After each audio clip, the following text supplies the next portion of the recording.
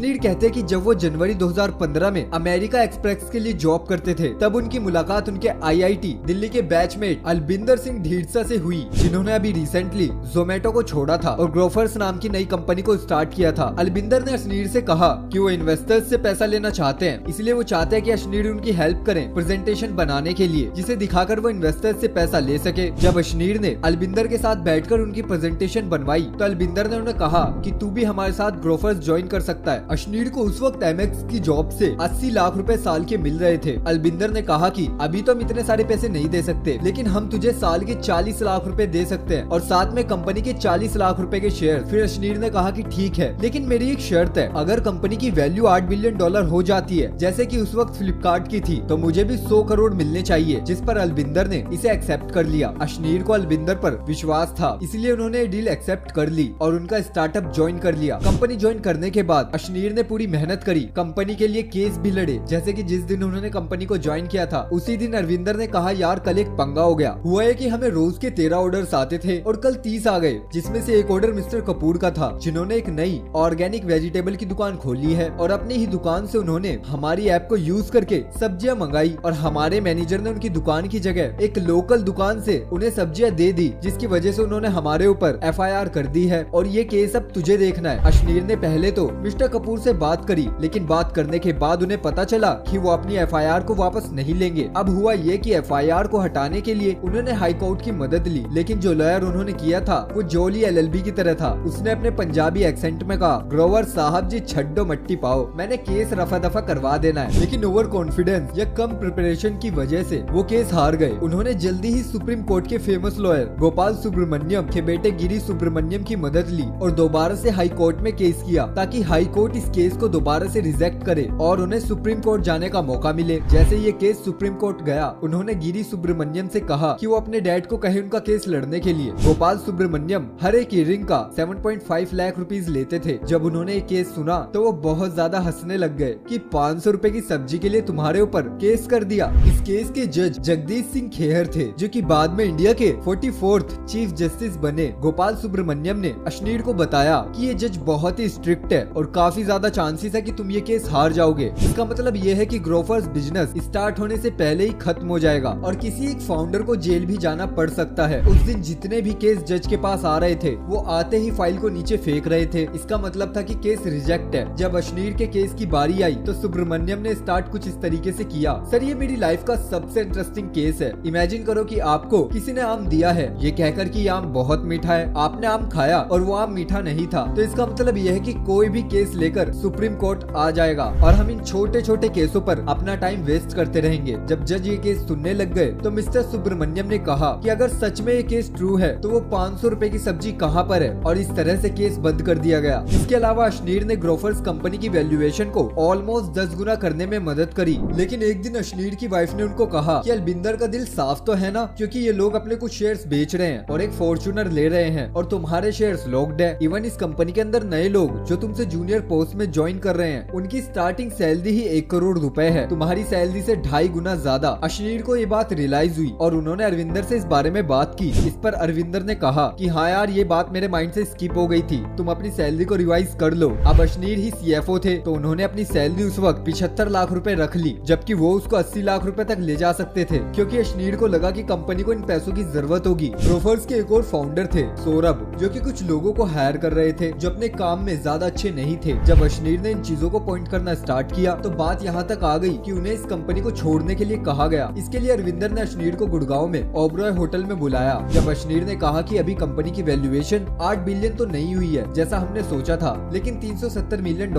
है। इसके अकॉर्डिंग मेरे करीब 10 करोड़ बनते हैं, लेकिन मुझे कम से कम 1 करोड़ तो मिलने ही चाहिए। लेकिन इसके लिए भी अरविंदर ने काफी नेगोशिएट किया। ग्रोफर से निकल जाने के बाद अशनीर ने अपने सारे फ्रेंड्स को जो भी उनकी कंपनी ज्वाइन करने के लिए मैसेज करना स्टार्ट किया, लेकिन उसमें से किसी ने भी अशनीर की उनके बुरे वक्त में मदद नहीं की। इवन भारत पे से जब उनको निकाल दिया गया तो उन्हीं के को-फाउंडर ने उन्हें निकालने के लिए वोट किया। शॉर्ट हमारा फर्स्ट लेसन ये है कि हर किसी पर ब्लाइंडली ट्रस्ट मत करो, क्योंकि जब हमें उन लोगों की जरूरत पड़ेगी तो कोई भी हेल्प नहीं करेगा। इस टॉपिक पर एक और काफी अच्छी बुक है जिसका नाम है 48 लॉ ऑफ पावर, जिसे हम पढ़ सकते हैं। सेकंड लेसन आता है don't tell your secret. Ashneer Grover जब IIT दिल्ली से सिविल इंजीनियरिंग कर रहे थे तो वहाँ पर एक प्रोग्राम होता था। इसमें IIT IIT के 5 बच्चे फ्रांस जाकर पढ़ते थे और 5 बच्चे फ्रांस से IIT दिल्ली आकर पढ़ते थे। इसमें एक अच्छी बात ये थी कि IIT से फ्रांस से 1 साल के लिए जो जाए उसको फ्रांस के अंदर भी IIT की ही फीस देनी पड़ेगी, जो कि फ्रांस के कॉलेज से बहुत कम थी। अशनीर 5 और बच्चों के साथ इस प्रोग्राम के लिए सिलेक्ट हो गए थे, जहाँ पर इनके साथ बाकी 4 बच्चे फ्रांस जाने की सेलिब्रेशन कर रहे थे। वहीं पर अशनीर को पता चला कि फ्रांस में एक स्कॉलरशिप भी मिल सकती है और इस स्कॉलरशिप के अकॉर्डिंग उन्हें हर महीने 600 यूरो मिलेंगे। अशनीर को पता था कि अगर उन्होंने इन्फॉर्मेशन बाकी 4 बच्चों के साथ शेयर कर दी तो उनके स्कॉलरशिप मिलने के चांस बहुत कम हो जाएंगे, क्योंकि ये स्कॉलरशिप सिर्फ 2 बच्चों को ही मिलने वाली थी। उन्हें ये भी डर था कि अगर उन्होंने इस स्कॉलरशिप के लिए अप्लाई कर दिया तो जब वो बाकी 4 क्लासमेट के साथ फ्रांस पहुंचेंगे, बाकी बच्चे उनके बारे में क्या सोचेंगे। लेकिन फाइनली अशनीर ने डिसाइड किया कि वो इनकी परवाह नहीं करेंगे और उन्होंने स्कॉलरशिप के लिए अप्लाई कर दिया, जो उनको मिल भी गई। ये इतना पैसा था जिससे अशनीर ने काफी यूरोप घूमा और इन पैसों से उन्होंने काफी सेविंग्स भी करी और अपनी इंजीनियरिंग के 3rd ईयर के बाद उन्होंने अपनी स्टडी के लिए कभी भी अपने पेरेंट्स से पैसे नहीं मांगे। इस स्टोरी का लेसन ये है कि डोंट टेल योर सीक्रेट्स। हाँ, हमें किसी का बुरा नहीं करना चाहिए, लेकिन अपनी लाइफ के अंदर अपॉर्चुनिटी को ऑप्टिमाइज करने के लिए हमें हर स्टेप लेना चाहिए, चाहे वो किसी को मीन लगे या ना लगे। इस टॉपिक के लिए हम चाणक्य नीति बुक भी पढ़ सकते हैं। Lesson number 3, spend time with people above you.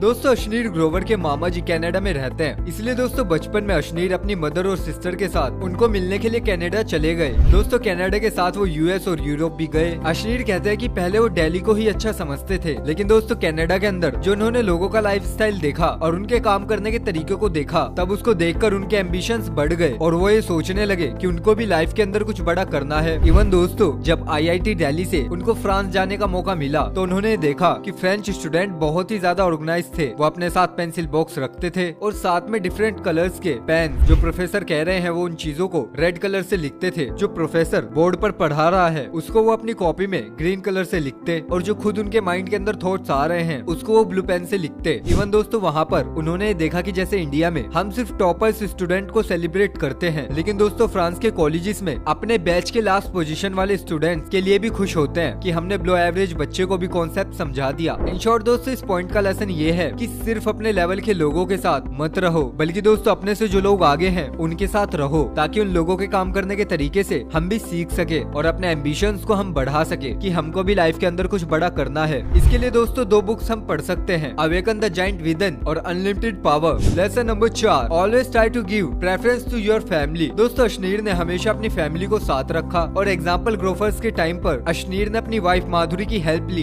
Grofers का 50,000 स्क्वायर फीट का ऑफिस बनवाने के लिए, जिसके लिए उन्होंने सिर्फ 1.5 करोड़ रुपए खर्च किए। बल्कि दोस्तों बाकी ऑर्गेनाइजेशंस इसी स्पेस के अंदर ऑफिस बनाने के लिए 12-12 करोड़ रुपए खर्च रही थी। दोस्तों, भारत पे के टाइम में भी शुरू से ही माधुरी HR और बाकी टीम बनाने में भारत पे की हेल्प कर रही थी। दोस्तों, अशनीर कहते हैं कि अगर हम ज्यादातर प्रॉफिटेबल बिजनेसेस को इंडिया के अंदर देखें तो फैमिली रन बिजनेसेस हैं, जैसे कि मैक्सिमम गुजराती बिजनेस हैं या फिर इवन जिरोधा एक्सेट्रा, जहाँ पर हस्बैंड वाइफ या फिर 2 भाई साथ में बिजनेसेस कर रहे होते हैं। दोस्तों, बेशक हम लोग अपने बिजनेस को बनाने के लिए US से पैसे ले सकते हैं, लेकिन दोस्तों हमें बिजनेस इंडियन स्टाइल में ही करना चाहिए। और दोस्तों, अगर हमारे फैमिली मेंबर्स कैपेबल हैं तो उन्हें हाईएस्ट पोस्ट में भी हमें अपॉइंट कर लेना चाहिए, जैसे कि इवन बोर्ड ऑफ डायरेक्टर्स, क्योंकि दोस्तों मुश्किल टाइम में हमारे 20 साल पुराने दोस्त भी काम नहीं आएंगे, लेकिन फैमिली वाले कम पैसों में भी हमारे लिए काम करेंगे और इवन बुरे वक्त में भी हमारा साथ नहीं छोड़ेंगे। Lesson number 5, job will not make you rich. दोस्तों, अशनीर ने 9 सालों तक नौकरी करी, पहले कोटक में, फिर MH में और उसके बाद में PC ज्वेलर्स में। और दोस्तों, इवन अशनीर की मदर गवर्नमेंट टीचर है और उनके डैड CA की फर्म रन करते हैं। और दोस्तों, उनके घर वाले भी ये चाहते थे कि वो भी एक स्टेबल जॉब ही करें, लेकिन दोस्तों अशनीर कहते हैं कि मेरे एक्सपीरियंसेस से जॉब से बस हम इन्फ्लेशन को बीट कर सकते हैं और अपनी बेसिक जरूरतों को ही पूरी कर सकते हैं, लेकिन दोस्तों बिजनेस ही हमें एक बेटर लाइफस्टाइल प्रोवाइड कर सकता है जो हमने ड्रीम किया है। दोस्तों, रेगुलर इनकम वालों की मेंटालिटी होती है कि उनको हर महीने सैलरी आती रहे, लेकिन दोस्तों अगर हमें बिजनेस करना है तो हमें ये समझना होगा कि बिजनेस के अंदर ऐसा हो सकता है कि हर महीने हमें पैसे ना मिले और शायद साल में एक ही बार हमें अच्छा खासा अमाउंट मिल जाए, जो सैलरी से हमें साल के सारे पेचेक्स मिल रहे हैं। अगर हम उनको कंबाइन भी कर दे तब भी हम वो अमाउंट अचीव नहीं कर सकते। जैसे कि दोस्तों अशनीर की मेन वेल्थ बिजनेस के अंदर ही बनी, जिसमें वो भारत पे को 8.43% ऑन करते हैं, जिसकी वैल्यू 1920 करोड़ है, जो वो सैलरी के थ्रू कभी भी कमा नहीं सकते थे। दोस्तों, इस कॉन्सेप्ट को और डिटेल में समझने के लिए हम रिच डैड पुअर डैड या फिर साइकोलॉजी ऑफ मनी पढ़ सकते हैं। Lesson number 6, if you open A company put yourself first. दोस्तों अशनीर कहते हैं कि अगर हमने अपने बिजनेसेस के लिए इन्वेस्टमेंट ली है तो कॉन्ट्रैक्ट करते वक्त हमेशा ये क्लॉज डलवा लो कि अगर हमें शेयर बेचने की कभी भी अपॉर्चुनिटी मिलती है तो एज ए फाउंडर हम भी अपने शेयर्स को सेल कर सकते हैं। दोस्तों अशनीर खुद भी ये गलती कर बैठे थे, जहाँ पर उनके इन्वेस्टर्स अपने शेयर्स को सेल कर रहे थे और अपने पैसों को 80 से 250 गुना कर चुके थे, लेकिन वहीं पर अशनीर को अपने एंजल इन्वेस्टर्स से ऑलमोस्ट भीख मांगनी पड़ रही थी कि वो भी अपने शेयर्स को बेचना चाहते हैं। इन शॉर्ट दोस्तों, अगर हमारी वेल्थ पेपर्स के अंदर ही रहेगी तब कभी भी हमें उतना कॉन्फिडेंस नहीं आएगा। बड़ा काम करने के लिए हमारे बैंक में एक्चुअल में पैसे होने चाहिए। दोस्तों इस टॉपिक के लिए हम एक बुक पढ़ सकते हैं, idea to IPO, lesson number 7, delegate delegate delegate. दोस्तों ज्यादा वेल्थ तब क्रिएट होती है जब हम ये समझ लेते हैं कि हमें एक टीम कैसे बनानी है और बाकी लोगों से काम कैसे करवाना है। अगर दोस्तों हम हर चीज को खुद करते रहेंगे तब कभी भी हम बड़ा बिजनेस नहीं बना पाएंगे। दोस्तों अशनीर कहते हैं कि मैं एक सिविल इंजीनियर हूँ, लेकिन अगर मुझे अपना प्रोडक्ट बनाने के लिए एक प्रोग्रामर की जरूरत पड़ती है तब मैं उसको सैलरी के साथ BMW बाइक्स भी दे सकता हूँ। और उन्होंने इस बार नया स्टार्टअप खोला है जिसका नाम है थर्ड यूनिकॉर्न, और वो लिंक्डइन और बाकी जगह में भी लिख रहे हैं कि जो उनके साथ 5 साल तक काम करेगा उसको वो मर्सिडीज बेंज देंगे। दोस्तों इस टॉपिक पर मुझे एक अच्छी बुक याद आती है जिसका नाम है ई-मिथ, रिवाइज्ड